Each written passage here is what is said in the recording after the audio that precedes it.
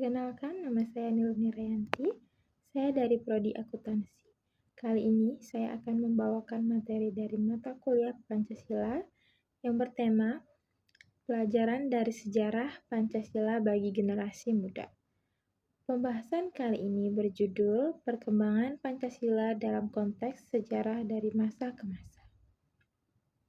Pancasila itu sendiri merupakan pedoman warga Indonesia dalam menjalankan hidup kemasyarakatan. A. Masa awal kemerdekaan.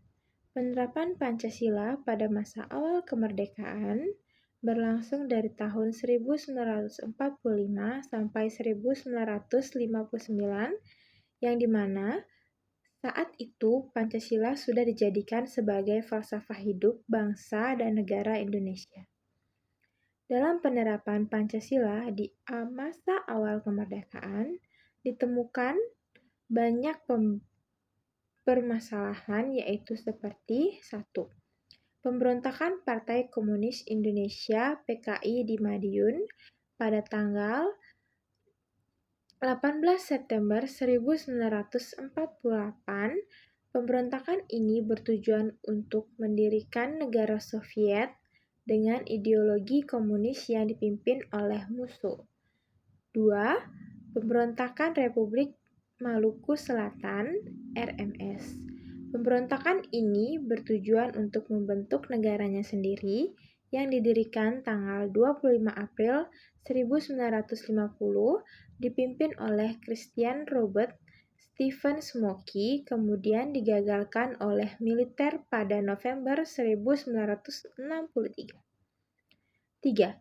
Pemerintah Revolusioner Republik Indonesia (PRRI) atau Perjuangan Rakyat Semesta (Permesta).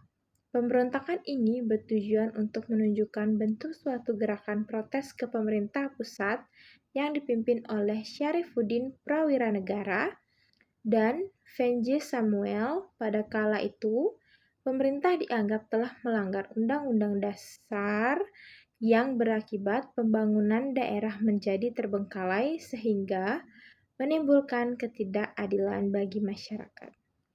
B. Perubahan bentuk negara dari RIS menjadi NKRI, yang dimana pada masa itu bentuk negara sudah NKRI, tetapi konstitusi yang berlaku masih bentuk UUDS 1950. Pada pelaksanaan pemilu tahun 1955, anggota konstituen hasil pemilu tidak bisa membuat UUD seperti yang rakyat harapkan. Sehingga pada tanggal 5 Juli 1959, dekret presiden dikeluarkan.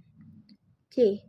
Masa Orde Lama atau demokrasi terpimpin tahun 1959 sampai 1966. Di mana pada masa itu bangsa Indonesia masih mengalami masa peralihan dari bangsa yang terjajah menjadi bangsa yang sepenuhnya merdeka. Meskipun pada masa itu konstitusi sudah berupa Undang-Undang Dasar 1945, masih terdapat banyak penyimpangan terhadap Pancasila dan Undang-Undang Dasar 1945 seperti 1. Presiden dapat membubarkan DPR hasil pemilu 1955. 2. Presiden Soekarno ditetapkan sebagai presiden seumur hidup. D. Masa Orde Baru. Pada masa ini, di mana era demokrasi terpimpin di bawah pimpinan Presiden Soekarno, yang kemudian pada masa itu mendapatkan sebuah peristiwa keras yang terjadi pada tanggal 30 September 1965. Setelah melalui masa transisi yang singkat tahun 1966 sampai 1968, di mana Jenderal Soeharto dipilih menjadi Presiden RI.